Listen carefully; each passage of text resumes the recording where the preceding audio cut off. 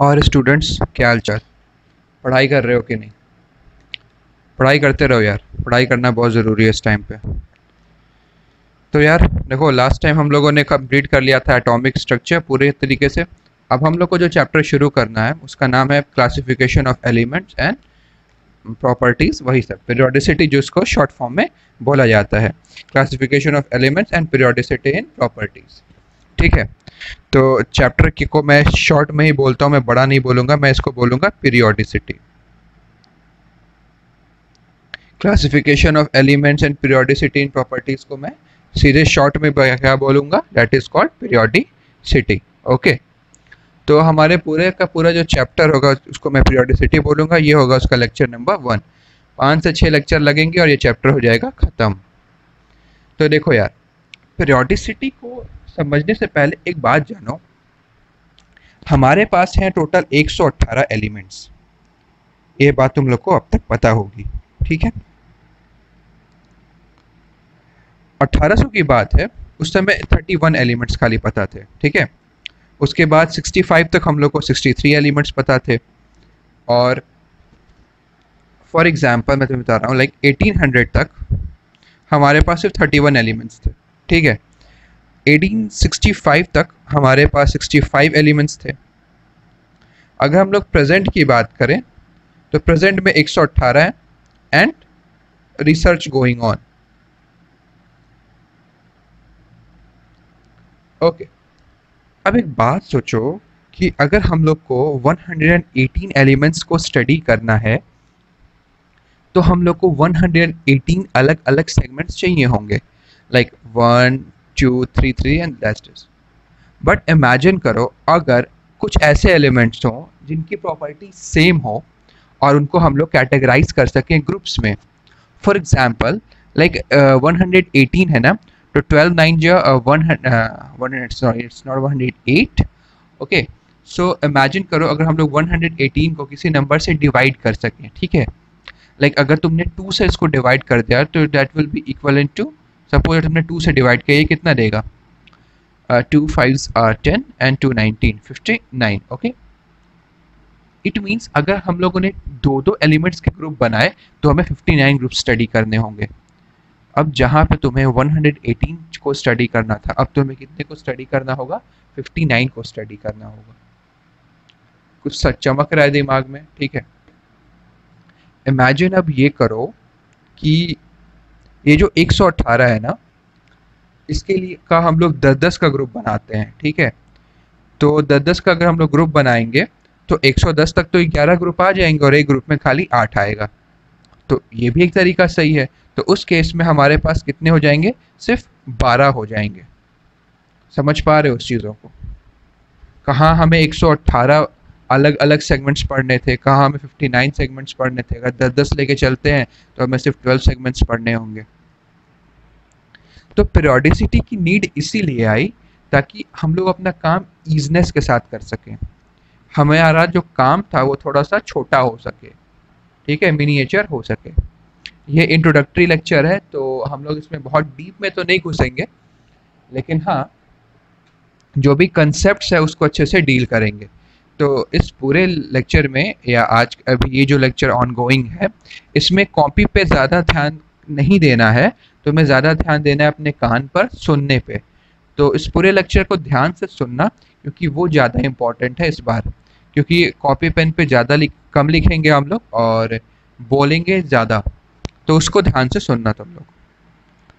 तो ये तो बात समझ में आ रही है कि हम लोग को क्यों क्लासिफाई करना पड़ेगा चीज़ों को, ताकि काम इजी हो और मिक्स मैच ना हो जाए चीज़ें। अच्छा, अब एक क्वेश्चन आएगा कि हो सकता है कि सारे प्रॉपर्टीज़ जो हैं वो मैच ना करें, कुछ कुछ डिफरेंट हो, तो हम लोग फिर कैसे कह सकते हैं, इनको कैटेगराइज कर सकते हैं। तो ये सारी बातें दिमाग में आई। इट मीन्स कि हम लोग को ऐसे कैटेगराइज करना होगा कि मैक्सिमम जो प्रॉपर्टीज़ है वो एक जैसी हो, एक आध जो होंगी अलग से उनको हम लोग एक्सेप्शन का नाम दे देंगे, बट स्टिल जो मैक्सिमम प्रॉपर्टीज़ होनी चाहिए वो सेम होनी चाहिए, तभी हम लोग कैटेगराइज कर सकते हैं चीज़ों को। तो ये एक बात होती है। तो बात जब हम लोग पीरियोडिसिटी की आते हैं, तो पीरियोडिसिटी तुम लोग पीरियोडिक मोशन पढ़े हुए हो, फिजिक्स में, तो ये वहीं से वर्ड यूज़ किया गया है, ठीक है। तो पीरियोडिसिटी को एक आम भाषा में ये समझो कि देखो तो ना, पीरियोडिक मोशन क्या होता है, जो अपने आपको बार बार रिपीट करता है एक मीन एक्सट्रीम पोजीशन के थ्रू।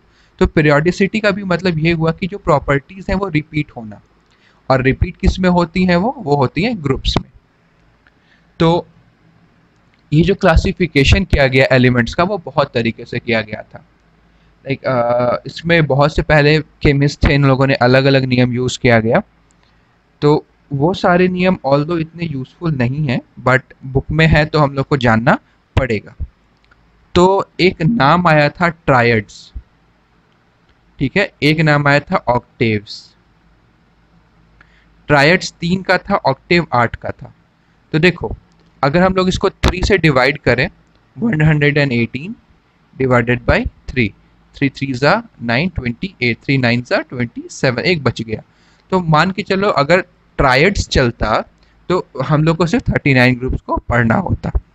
अगर 118:8 का करते तो 1 8 8 9 10 11 38, okay, and it will be 8 7 8 5 40, 8 5 8 4 32, around 6.087 56, around 15 groups, okay, for example।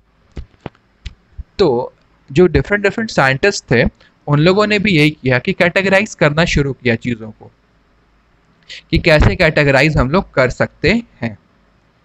तो अब बात आती है कि कैटेगराइज करें तो करें कैसे, आखिर प्रॉपर्टीज़ क्या है हमारे पास। कलर के अकॉर्डिंग नहीं कर सकते क्योंकि कलर चेंज हो सकता है, ठीक है। एब्जॉर्प्शन एडॉप्शन की वजह से, एब्जॉर्प्शन या एडजॉर्प्शन की वजह से कलर चेंज हो सकता है, ठीक है। साथ ही साथ रस्टिंग हो सकती है, उसमें कोरोजन हो सकता है वेदर के साथ। तो कलर वलर जो चीज़ें थी उन पे तो हम लोग कैटेगराइज नहीं कर सकते थे। फिर सोचा गया कि टेस्ट वेस्ट पे कर दें, तो यार देखो टेस्ट भी ख़राब हो जाता है। रोटी मीठी लगती है लेकिन जब रोटी सड़ जाती है तो कड़वी लगती है। आम मीठा लगता है लेकिन आम जब सड़ जाता है तो बहुत गंदा स्वाद आ जाता है। तो टेस्ट वेस्ट भी नहीं आ सकता है। तो बात उठी कि यार एलिमेंट्स के पास ऐसा क्या होता है जो सारे के सारे एलिमेंट्स में सेम होता है। तो हम लोग को पता है ना कि एक होता है जेड एटॉमिक नंबर और एक होता है ए atomic mass, that is atomic number, और ये होता है एटॉमिक मास। एटॉमिक मास या फिर मास नंबर। अब तुम लोग को समझ में आ गया होगा कि what is difference between atomic mass और मास नंबर। हम लोगों ने चैप्टर 1 में बहुत अच्छी तरीके से पढ़ा था।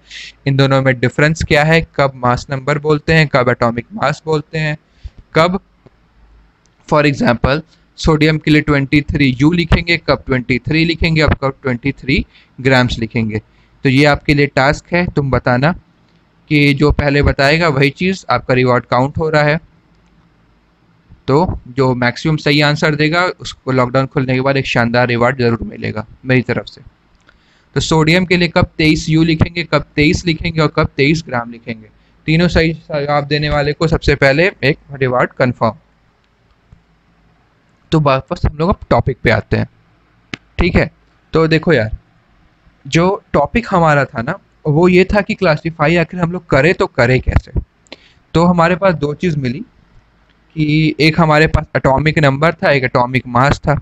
बाकी हमारे अंदर क्या क्या थे एलिमेंट्स में, इलेक्ट्रॉन थे, प्रोटॉन थे, न्यूट्रॉन थे, ये सारी चीज़ें थी। तो साइंटिस्ट लोगों ने दिमाग लगाया कि यार किस किस चीज़ों पे हम लोग कैटेगराइज कर सकते हैं, ओके।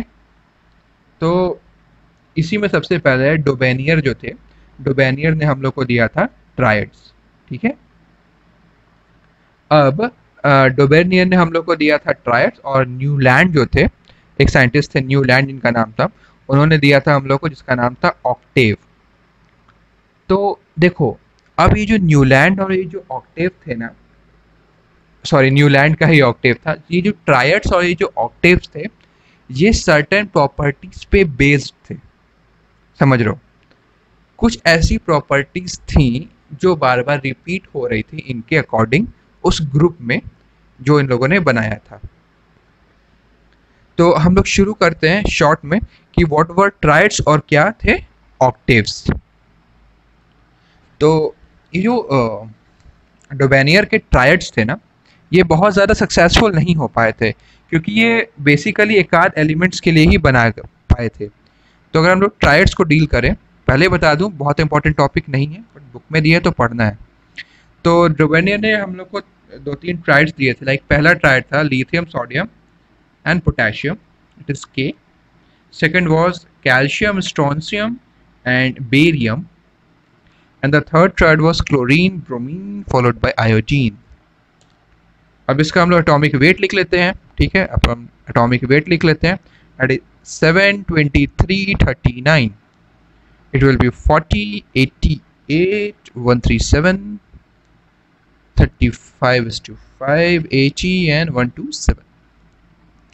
तो ये जो डोबेनियर थे, डोबेनियर ने हम लोग को क्या दिया था, ट्रायड्स दिया था। अब डोबेनियर ने क्या किया, डोबेनियर ने ये जो 9 एलिमेंट्स थे इनकी प्रॉपर्टीज को डील किया with respect to a group.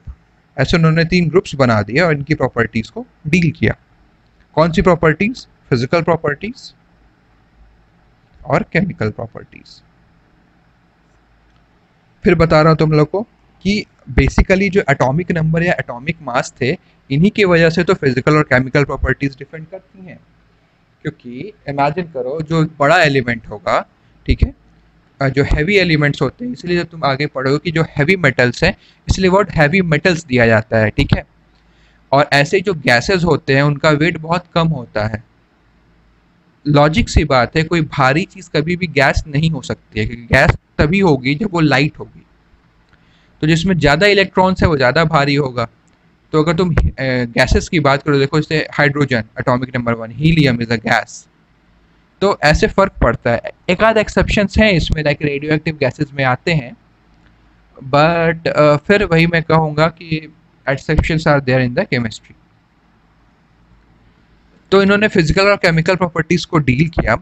तो डोबेनियर ने जो ट्रायड बनाया था उसमें उन्होंने ये कहा था कि जो ग्रुप का जो ऊपर और जो लास्ट वाला एलिमेंट होता है उसका अगर एटॉमिक वेट जोड़ के 2 से डिवाइड करें तो बीच वाले का लगभग मिलता है। कहने का क्या मतलब था, अगर हम लोग 39 + 7/2 करें तो इसके बाद हम लोग को मिल जाएगा सोडियम का एटॉमिक वेट। तो करके देखते हैं कितना हो जाता है ये, 46/2 = 23। सही है। इसमें अगर करें 137 + 40 तो 137 and 40, 7437 and 1, 177 divided by 2, 2 8s are 16, 2 8s are 16.75, okay, around 88. Similarly in this case 127 + 35, 127 and 35, 7 5s 12, 1 3 2 1 6 and 162, it will be around 81 or 80. So कहने का क्या मतलब था कि ट्रायड्स में जो पहले और तीसरे एलिमेंट्स का एटॉमिक वेट जोड़ के अगर 2 से डिवाइड करें तो वो बीच वाले के लगभग एवरेज के अराउंड आ रहा था। साथ ही साथ ऊपर वाले और नीचे वाले की जो प्रॉपर्टीज थी उसके रिस्पेक्ट में ये जो बीच वाले की प्रॉपर्टीज थी वो बीच में ही आ रही थी। फॉर एग्जाम्पल, अगर एक मैं रफ आइडिया बता रहा हूँ, ये रियल डेटा नहीं है, मान लो अगर इसकी बॉइलिंग पॉइंट 10 है और इसकी 15 है तो इसकी 12 से 13 आ रही थी। कहने का क्या मतलब है कि ये बीच में आ रहा था। तो डोबेनियर ने कह दिया कि ये ट्रायड्स हैं। ट्रायड्स बोले तो इनकी जो प्रॉपर्टीज हैं वो 3-3 के काउंटर में बनी होती हैं। अब इन्होंने ज़्यादा से ज़्यादा 3 से 4 ट्रायड्स और दे पाए थे इन लोग, और ये कंसेप्ट पूरी तरीके से फेल कर गया था। क्योंकि अगर ये ट्रायड सही होता, अगर इनका ये कंसेप्ट सही होता कि ऊपर नीचे वाले को जोड़ के 2 से डिवाइड करेंगे तो बीच वाले का आ जाएगा, तो ये सारी प्रॉपर्टीज में आनी चाहिए थी। मगर ये बात तुम्हें पता होनी चाहिए कि अगर कोई लॉ कहीं एक जगह भी फेल हो जाता है तो उसको हम लॉ नहीं कह सकते हैं। तो ये 9 एलिमेंट्स पे तो लगा, लेकिन बाकी के एलिमेंट्स पे ये नियम फॉलो नहीं किया।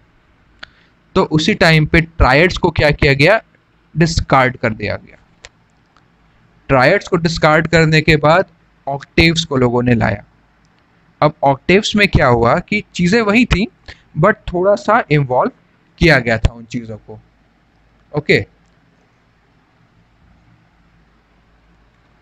अब हुआ क्या कि ट्रायड्स के बाद लोगों ने ये सोचा कि कुछ ऐसी चीज़ उठानी पड़ेगी जो हर एटम्स में अवेलेबल हो और उसी के वजह से जो प्रॉपर्टीज़ हों वो चेंज हो।